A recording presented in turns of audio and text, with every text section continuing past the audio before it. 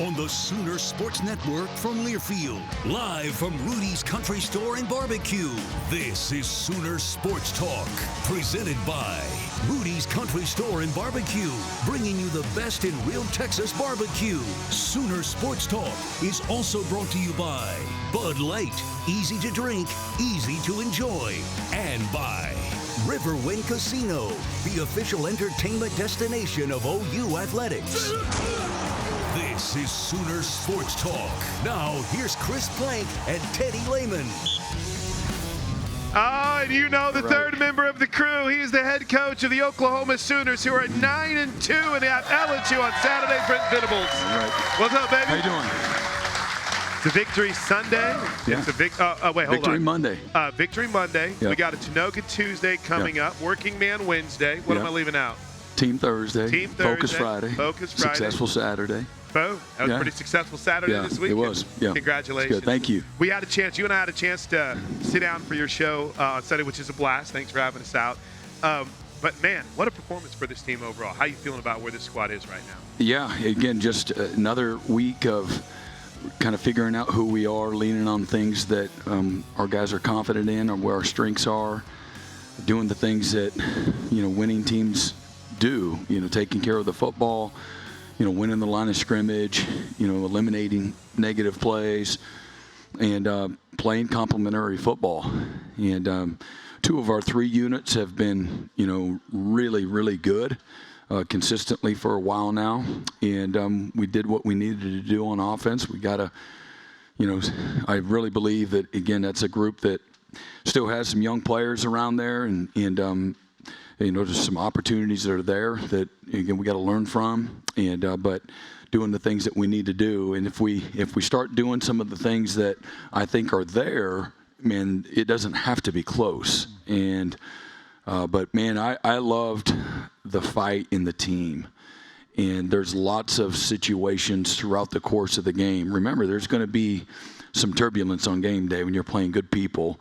And but I love the attitude, the response, the fight, the belief, the willingness to punch back consistently throughout the game. And so what does that look like? Maybe it's a blocked field goal. It's a third down stop. It's a great protection in our field goal unit, or a great kick by Tate Sandell, or a fantastic, punt by Miller, or it's a runner for 87 yards on third and medium, and so, or maybe it's we had some self-inflicted plays and penalties, and so what happens? Do the guys go in the tank, or do they come right back and fight right back, get an interception, or go another 3 and out, or go block a field goal again? So, and there's I run out of fingers and toes of examples like that I could applause. My job is to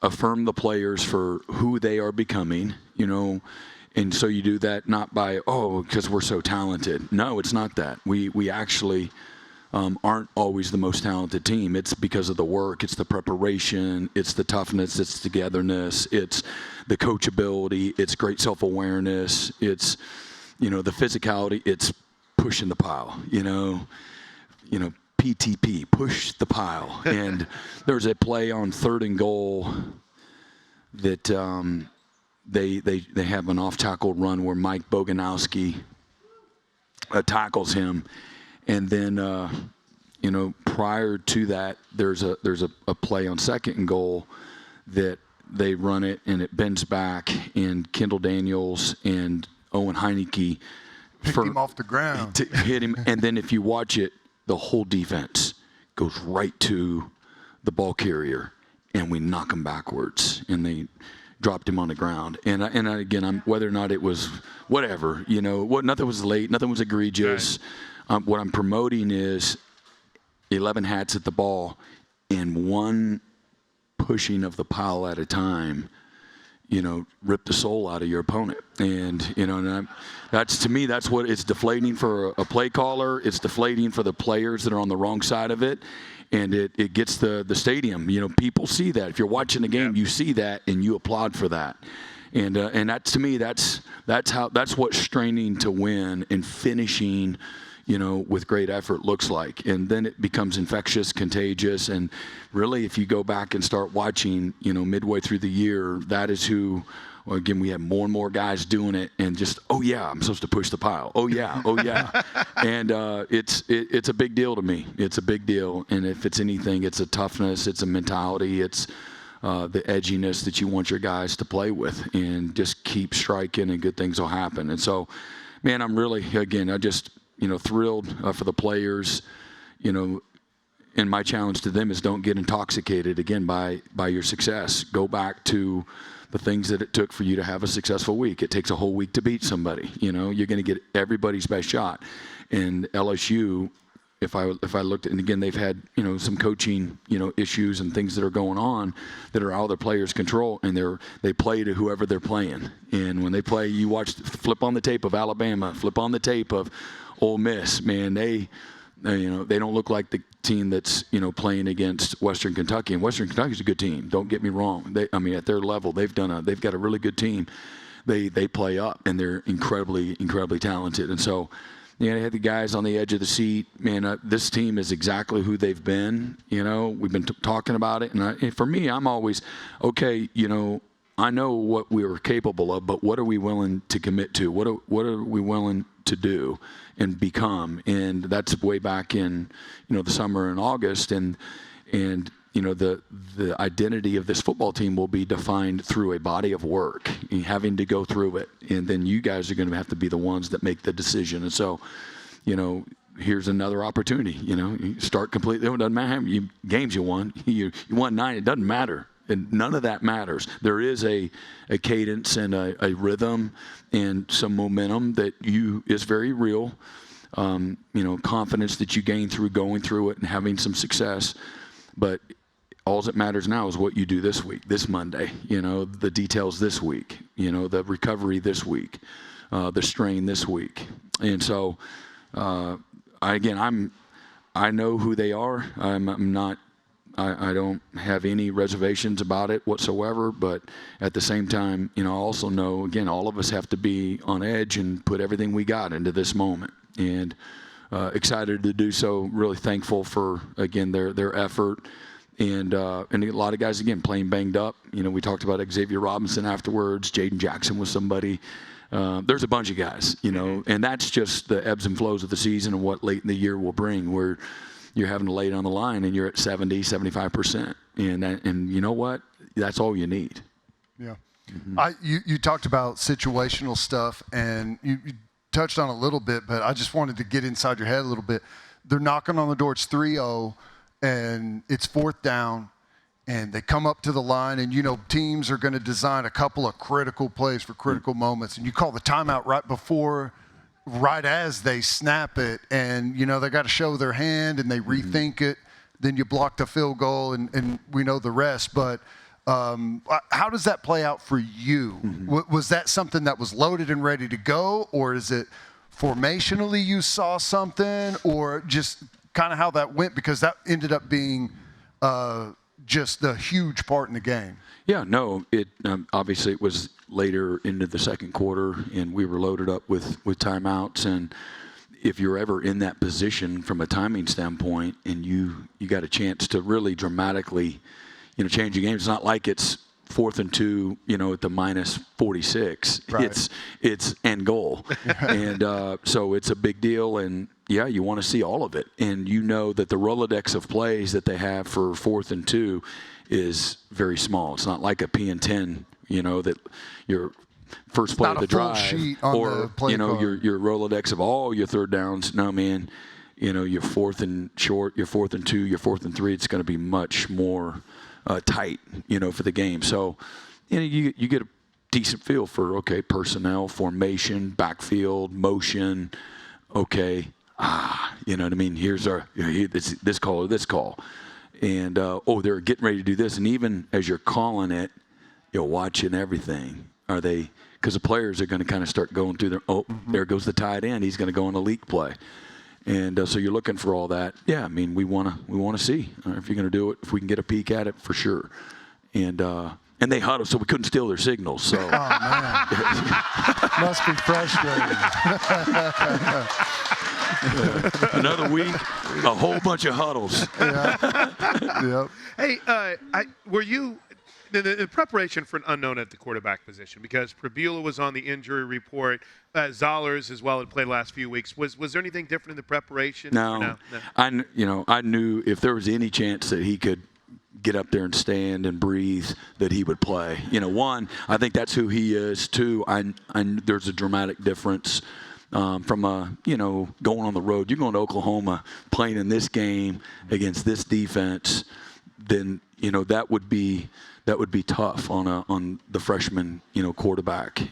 Despite whatever other challenges he's had this season, this would be the biggest one of all of it. And so, Prabula is a very good player, and Zellers is going to be a fantastic player, really good player.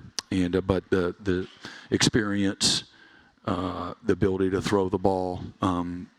He looked way better than I thought he was going to. Yeah. I was like, there's no way he's going to be able to move around on that thing, and he looked pretty good. Tough kid, without question. Impressive to see. Our opening segment, as always, is presented by Noble McIntyre. With McIntyre Law, Noble McIntyre and McIntyre Law, award-winning Oklahoma personal injury attorneys. Let's look back on some of the big plays from Saturday next. It's Sooner Sports Talk with Brent Venables, live from a packed Rudy's Country Store in Barber. Sooner Sports Talk is brought to you by Bob Moore Ford, official sponsor of the Patriot of the Game. Bud Light, easy to drink, easy to enjoy. Riverwind Casino, the official entertainment destination of OU Athletics. One Oklahoma, powered by Sooner Sports Properties, fan-fueled, athlete-focused.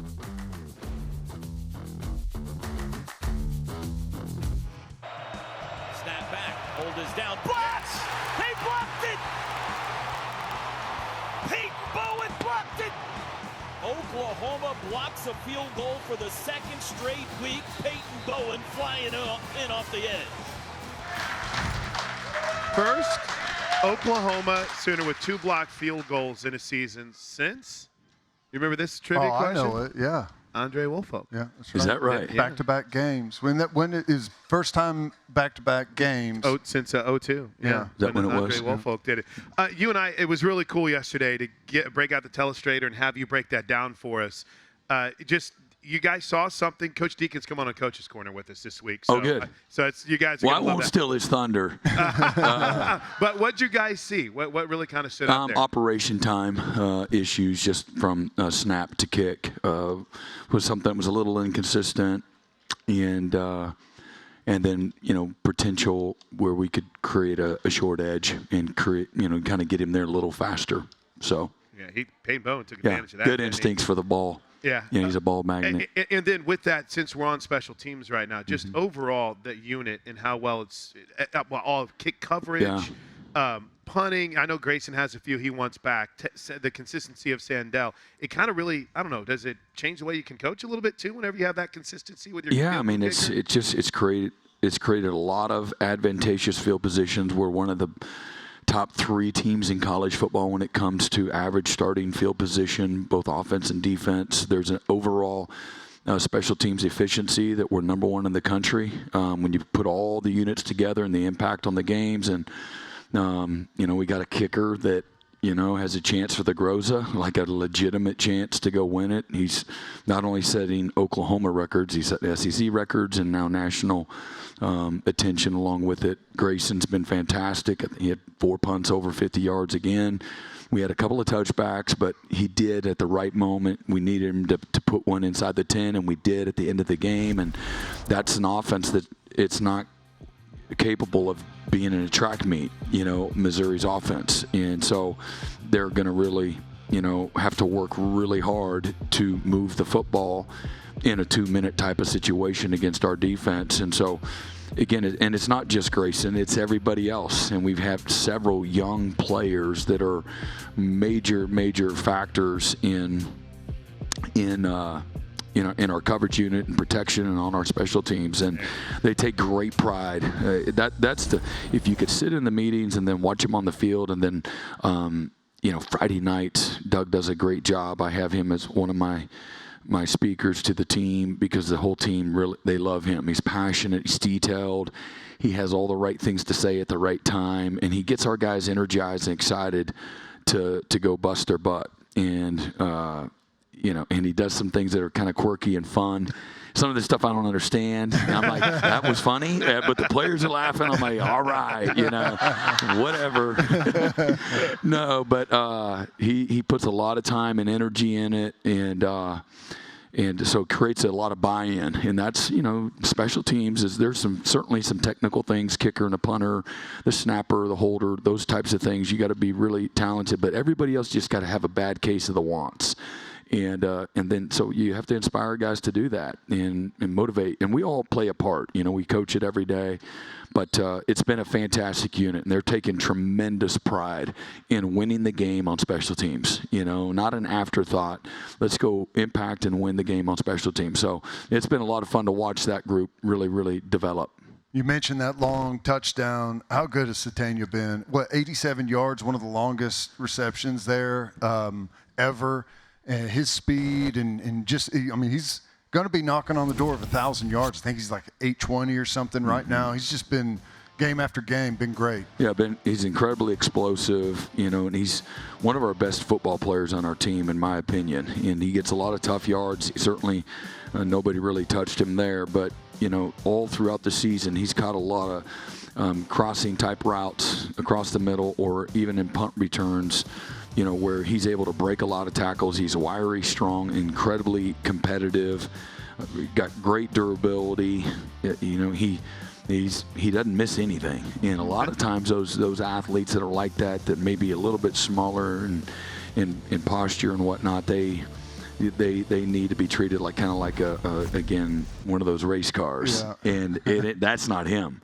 He's you got to drag him out of practice. But we've gotten tremendous production from him. He's one of our most productive players on our football team at any position, and just a wonderful guy to deal with every day. I think you use the analogy. You can have the Ferraris, the sports cars, where you got to always change the fender or something. Yeah. You got guys in Sategna and Xavier Robinson where they're just grimy. I think it's the term we're using a lot. Yeah. They just want to get out there and make plays. Well, how about X and what he battled through this week? Yeah, no doubt. Again, when we're already thin at that position, and just battle through it. And again, like I said, he was determined to play in practice too.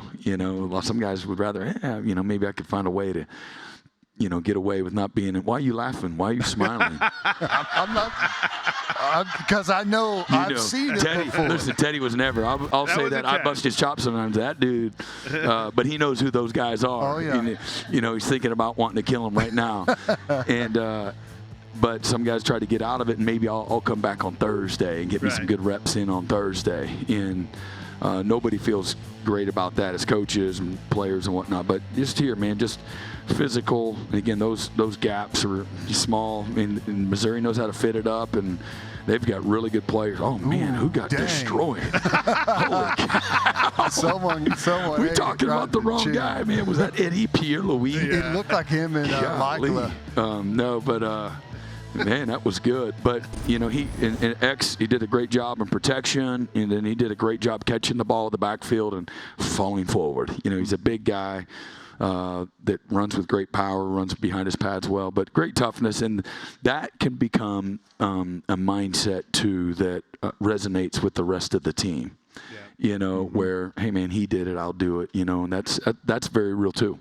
Yeah, you talked about the push in the pile stuff earlier. I thought it was great because I was going to ask you about the young offensive line. And fourth quarter, there's like 4 minutes left, and Mateer pulls it down to run. I think it's like a third and 7. And Eddie Pierre-Louis comes flying. It's fourth quarter, spent, and he comes flying down there to get a block. It speaks to that mindset you're talking about. But that whole group, the three young guys in the offensive line, how'd you think they performed? They played really pretty dang good, and there's plenty of things that, all right, man, you got your teeth kicked in right here, and they're going to win a lot of battles, and then they're going to lose some too. Those were two of the better defensive ends in our league and around the country, and so you learn and get better through that. But they're fearless. They've got great toughness, determination, courage.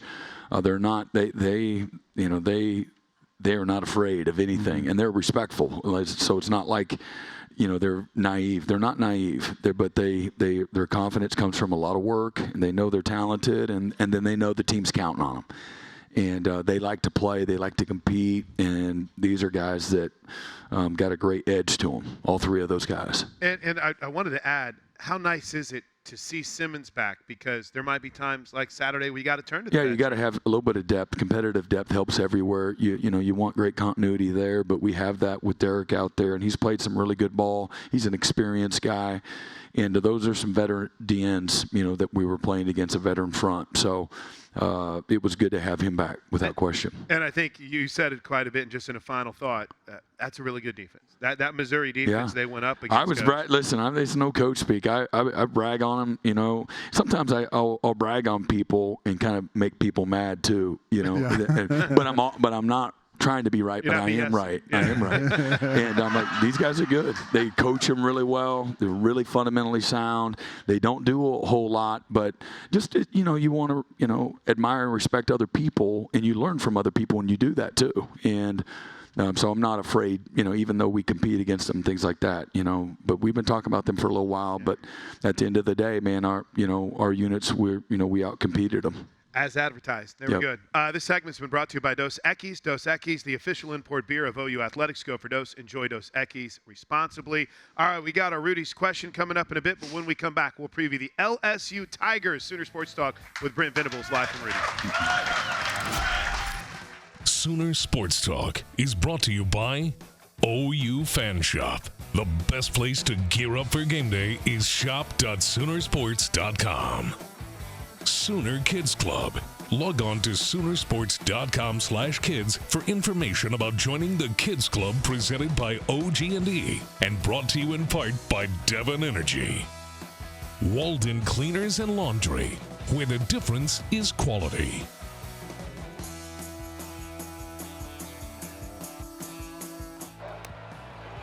Missouri brings 4. Mateer to throw. Does across the middle. Got Satania on the run. There he goes. Picking him up. Putting him down. Isaiah Satania. He's at the 10. He's at the 5. Painter. Touchdown. 87 yards. And the Sooners lead it. Bam. Talked about it. Just neat. How great is Toby, by the way? He's awesome. Yeah, he's great. That was awesome. Satania, fastest guy on the team? He might be. I don't know. Someone's going to have to prove him wrong. Yeah. He's got all the long touchdowns. It shows you too, and I love Ben Arbuckle. I love what he's brought. I think he's a really fun young coach. Mm-hmm. But did they go back to the same play pretty much twice there to say, okay, we saw it, let's do it again? I mean, that shows the confidence they really have in that offense deep in their own territory like that. Oh, no doubt. Yeah. I mean, why wouldn't you? I call the same blitzes. You know what I mean? Yeah. I'll call them back to back. Hey, you know what I mean? If they work. How deep in, I guess, as the kids would say, in your bag can you go? Because I was thinking about the Day Jordan blitz against Alabama.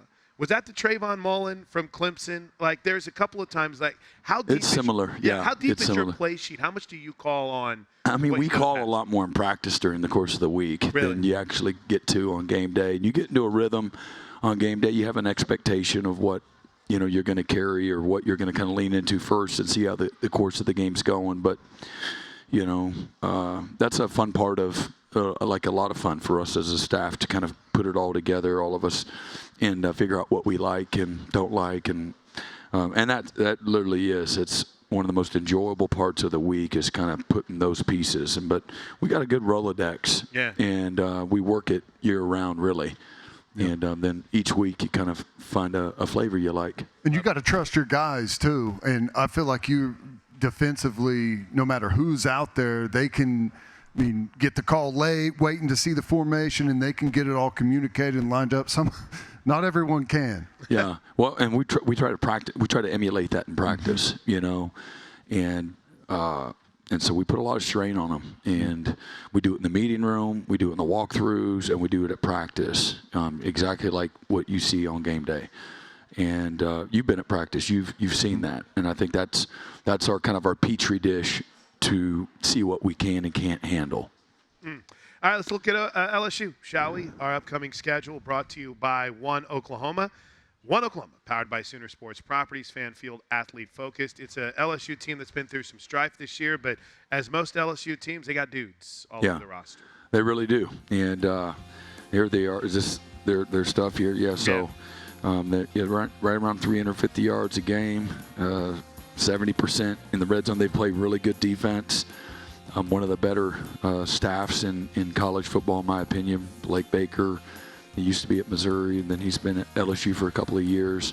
They've got tremendous football players, great roster, great size, speed, power. They're physical. Everybody can run. The receivers are dynamic. Mm-hmm. They find lots of cool ways to get their receivers the ball in space, and they can just take the top off your defense. They're deep there. And then the running backs are good players. And, again, they got a freshman, Harlem Berry, that was the top running back in the country. And Decatur Durham is somebody that we identified as one of the top running backs in college football or coming out of high school, and we tried to get him. And he's done really well there as well. Big, strong, physical, athletic offensive line, very powerful. And they're as good of a return unit in both the kick return. They returned one on us for 90 yards last year.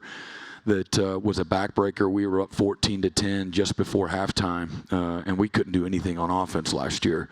And but we were up 14-10, and they scored that 90-plus yard kickoff return and go up 17-14, and then I think we end up losing by 13 or 14 on the night. But their punt return and kick returners are exceptional. So we got a great challenge sitting in front of us. Nussmeier was their quarterback last year, had a great year last year, and this year was rough, and he was banged up all season, but they've gone to Van Buren. How are they different offensively, with the different quarterback? Yeah, Mike Van Buren is somebody that we went after aggressively out of high school. He went to St. Francis High School in Maryland. He ended up going to sign him with Oregon. And then Jeff Lebby takes the job at Mississippi State. And so after his freshman year, Jeff needed a quarterback. So he brought Mike, and Mike ended up starting maybe 6, 7, 8 games for him. Played very well. Looked good. And then, LSU, how it works. The agent gets a hold of somebody, and they're going to pay him, and you're going to be the heir apparent to, our quarterback if he leaves this year or the following year. But Mike's a great player. He can run it. He can throw it. He's got tremendous arm talent. He throws it. He throws people open. So what have I seen in this, in the last couple of games? Man, he throws it before the guy's out of his break. He throws it on a dart. He's very confident, and that's one of his best qualities. He's a very confident player, but can buy time and improvise with his legs. And again, got great players to distribute the ball to. So, really good player to have as your backup. Mm-hmm. You said it about Missouri. One final thought, at least for me on LSU, when you turned the tape on, it quickly became obvious. All right, this is a good football team. Yeah. Same thing with LSU. When you turn the tape on, despite some of their strife and some of the things they've gone to, players see it right away. All right, this is a good football team. Well, again, they went toe-to-toe with Bama. They went toe-to-toe with Ole Miss. Came down to the very last 4th and 3. Mm-hmm. That Ole Miss converts on them they ran a Sam Fire man free, and they turned somebody loose in a flat. And otherwise, they have a chance to win that game. Just several weeks ago, they beat up on Florida pretty good. They've had a really good year. I know there's some disappointment. I think it was 7-3 at halftime against Texas A&M. Yeah, they're beating A&M at half. And then they go and A&M ends up pulling away and making some explosive plays. But it's a one-score game late in the third quarter, and then they end up scoring several possessions in a row there. But, again, just I'm sure they're a prideful bunch, and my job isn't to, who's going to show up? My job is to have our guys ready to play to our standard, prepare the way that we have all year, focus on us, don't focus on things that we can't control, and get better this week, as these are the things that were good, these are the things we didn't do well, these are the things they didn't take advantage of that's on tape, and then these are some opportunities that we missed. We missed a sack. We didn't call the front the right way. We missed a guy in protection. Our route detail wasn't what it needed to be. Our decision making, we need to start outside in instead of inside out. Whatever that is, there's plenty of those things, and every single week there is. But we got to really focus on the things that we need to do to continue to improve and get better. And because we still haven't played our best 4 quarters of football yet, which is incredibly exciting, under the circumstances. What about LSU defensively, real quickly? They got a couple of really nice players up front, good edge player, tricky player on the inside that can rush the passer, good at backer, ton of players in the secondary. Yeah. And they do a lot back there, too. Yeah. They bring, quite a few exotic Harold blitzes. Perkins, one of the best in college football. Whit Weeks, we try to get both those guys. I mean, these are dudes, they're corners, top guys in the world. Devon Keys, we recruited Devon. There's Answar Delane. He's one of the best football players in college football. And, you get me kind of. I was having some confidence. Go to the low light reel, not the highlight reel. Show the low lights, please. Yeah, very talented. Very, very talented. And they play, the game the right way, edgy and tough and physical, and got to play well. Got to play well. You got to take care of the football. Got to be incredibly physical. And then again, the best part of our team is the sum of all of our parts. It's the team. Okay, it's not the defense, it's not the kicking game, it's not the offense, it's not this player. The best part of our team, in my opinion, is the team. And awesome. It's a team that is, again, got a really, really good synergy and a great rhythm right now. And one I'm excited to, go through this week and get ready this weekend. That was your One Oklahoma Sooner opponent preview. One Oklahoma, powered by Sooner Sports Properties, Fan Field, Athlete Focus. We get one more segment with Coach. This segment's been brought to you by Riverwind Casino, official entertainment destination for OU Athletics. Stick around. We're live from Rudy's Country Store and Barbecue. Thank you to our cornerstone television partners, OU Health, OG&E, Fowler Auto Group, and Coca-Cola. Sooner Sports Talk is brought to you by Rudy's Country Store and Barbecue, bringing you the best in real Texas barbecue. OU's 2025 football games are available on Ritmo 96.5 FM in Oklahoma City and 101.5 FM El Patron in Tulsa, as well as on these stations' websites. Each OU Spanish broadcast will feature a 30-minute pregame show and a 15-minute postgame show. Rabula's got it. Sooners bring 4. Twist up front, under pressure. He can't get away. Line time. It's another sack back at the 11. It is my contractually obligated segment to ask you about Taylor Wine. It's every week. And Grayson Hall, Defensive Lineman of the Week, Co-Defensive Player of the Week, awards all over the place for these guys. Yeah, my smile only just comes from just seeing them grow, you know, and remembering what they were, and then now they're that, and like they completely and totally are controlling emotions of, tens of thousands of people, and they're playing at a really, really high level. I was bragging on Grayson in front of the team, just a little less than 2 short years ago, man. He was like, he's down here, just as an accountable, dependable player. Not a bad person, but just not serious about being great, and just the maturity. And, man, he's playing his best football. He was named something, SEC Defensive Lineman of the Week. Lineman of the Week, yep. And he's getting ready to, when this season's over, he's getting ready to get, he gonna get drafted in pretty good spot. And just his leadership is incredible. Just his juice, his energy, the whole team. And he's just got incredibly broad shoulders and just sees things through a different lens. And then Taylor, Wine is just continues to do what he's been doing all year. Fundamentally sound, super physical, where he's supposed to be, 99% of the time. And he's thankful and he's humble and he's not satisfied, and he cares about his teammates, and he just shows up every single day. And so that's a little bit abnormal, you know what I mean, in a world, in an environment that you live in where everybody's, it's social Darwinism, or everybody's worried about themselves and, their opportunity, their plays, their recognition, their money. Man, these guys are, completely opposite of that. And so that's, for me, as a leader and as a, as a coach, as a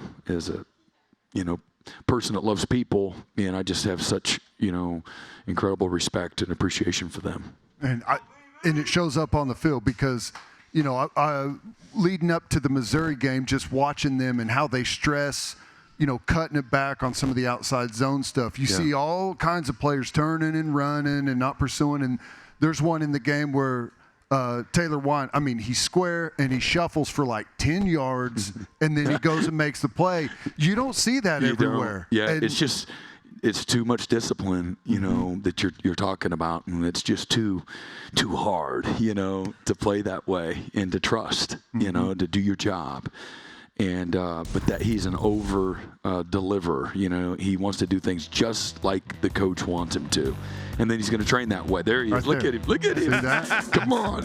You don't see that everywhere. Everyone turns and runs, and then it gets cut back. Yeah, and, they run a reverse on you or something stupid. And sit there like I watch a lot of people running screen and stuff. You got D linemen chasing the quarterback. I'm going to go make the play. They're not blocking you. You haven't beat anybody all year, and now they don't block you because you're so good.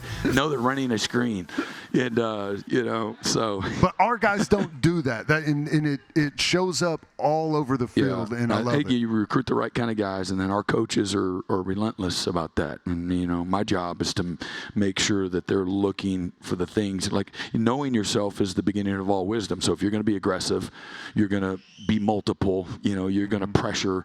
Then these are the things that people are going to do to slow you down. And so you got to counter that with tremendous discipline within, that philosophy. And our guys have played with that.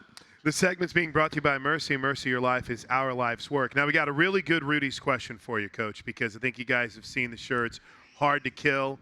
I think my personal favorite was before the Tennessee game. The reason why they're on prime time tonight is because Oklahoma's in town. So our question is from George in Norman, who wants to know, where, Coach, do you get your motivational quotes from? Is it reading? Is it off the cuff? Where do they come from? It's a little bit of everything. I'm in tune to what's going on, and my job is to figure out the pulse day to day, week to week, who we're becoming. And, they just remind me of, you flick the light on in the kitchen in the middle of the night and cockroaches are everywhere. You can't kill them. You're like getting your shoe trying to kill one, and he won't die. It's like, I got him. And then it's like, shakes it off. And, and that's, but, yeah, no, man, I don't know, you've been around the locker room for 30 years, that's kind of part of who you are. Do you have people that try to pitch you lines? Say, Coach, what about this? Or do they? Do you no one? Because Toby gets that a lot. People will try to pitch different things. Well, I got a great staff. People in the building that are always, and I have a great network of people that have been around and mentored me, and I don't spend a whole bunch of time on like social media and stuff, but I don't have my head in the sand either. I know what's going on outside of the confines of our building too. And you're always looking for resources, and during the season, especially out of season, to, just feed your soul and, to work on yourself, and try to get better. There's a lot of more people smarter and, more intuitive than me. And I try to learn from everything. Well, we're grateful that we get to spend some Monday nights with you, Coach. Appreciate it's been you. a blast Thank you. this year. Congratulations.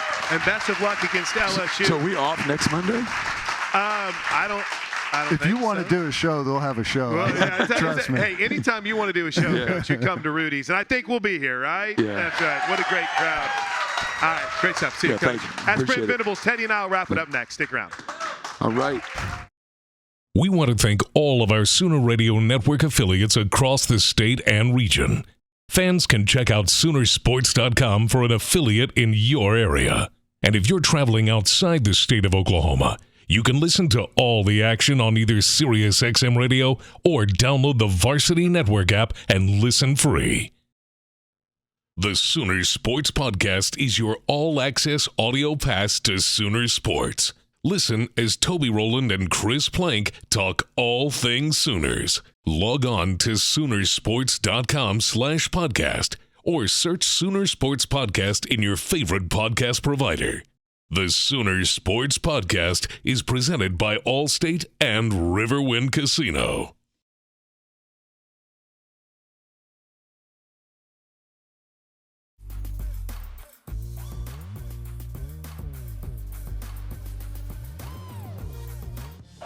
Snap.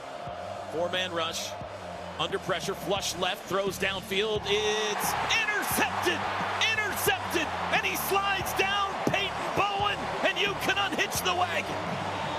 Put the ponies in the bar. These guys are hard to kill. All right, final segment for Teddy and I. Welcome back to Rudy's. It's brought to you by your local Sonic. Live free, eat Sonic. You know, in the preseason, Ted, we do radio shows, and we talk about every angle possible. And there was a lot of concern and consternation and frustration over the cornerback position. Why didn't we go get a corner in the portal? And Eli Bowen and a freshman, Cortland Guillory, have ended up being pretty solid for this team. Well, and Jacoby Johnson. Gentry when he's healthy. And, Davon Jordan. I mean, it's incredible how deep this defense is. I don't remember ever seeing a defense at any level that plays this amount of guys with no noticeable fall off. And yeah, you've got your premier players, but I mean, our Mason Thomas has been out for pretty much 3 games. Yeah. Right? And our defense is playing outstanding football. It's amazing. They're deep. They're talented. They play as a solid unit. They're coachable. I mean, it's a lot of fun watching them, man. Hey, as a final thought, we got about a minute left. We got into LSU a little bit, but Brian Kelly got fired. They had their game where they were supposed to play really well after the post-firing bump, and it didn't really happen. Played poorly last week against Western Kentucky. Fast start, kind of not give them any hope Saturday? Yeah, I mean, when you got a team that is, just kind of – they're not going to quit. They're going to show up. They're going to be prepared. I mean, the coaching staff is going to do their best to get them ready to go. And those guys know, like, you're going to play Oklahoma or you're going to play Alabama, to Coach's point. I mean, there's going to be a lot of eyeballs on the football game, right? There's going to be NFL scouts there. There's going to be – I mean, they're going to go try and put their best foot forward. But you start fast. Hopefully it's cold and rainy and nasty, and you're on the road, and it's like, can this season end already? That's how you want those guys feeling. All right, brother. Have a good week, man. Can't wait to see you Saturday. Great job, Dre. Great job by our producer, Craig. And you guys are awesome all season long. This has been Sooner Sports Talk. Don't forget, you can download it at Soonersports.com/podcast. Enjoy the game Saturday. Boomer Sooner, everybody. Sooner Sports Talk has been brought to you by Rudy's Country Store and Barbecue, bringing you the best in real Texas barbecue, and by Riverwind Casino, always a good time. The preceding has been a Learfield presentation on the Sooner Sports Network.